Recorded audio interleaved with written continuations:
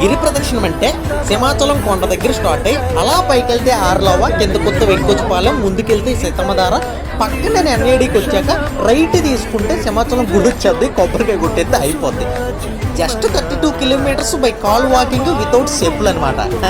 కంగారు పడకండి, అక్కడక్కడ టీలు, కాఫీలు, టిఫిన్లు పెడతారు, పులిహోర ప్యాకెట్లు కూడా ఇస్తారు, తాగడానికి మజ్జి ప్యాకెట్లు, మంచినీళ్ళు కూడా ఇస్తారు. నువ్వు కంగారు పడ కప్పులు పడతావు. అందరూ కలిసికట్టుగా వెళ్ళిపోతే 5 గంటలు ఫినిష్ అయిపోద్ది అనమాట. ఫస్ట్ 10 కిలోమీటర్ల లోపు ఎవడో కూకోకూడదు. ఈడేటి ఎప్పుడు కూకుంటుంటా?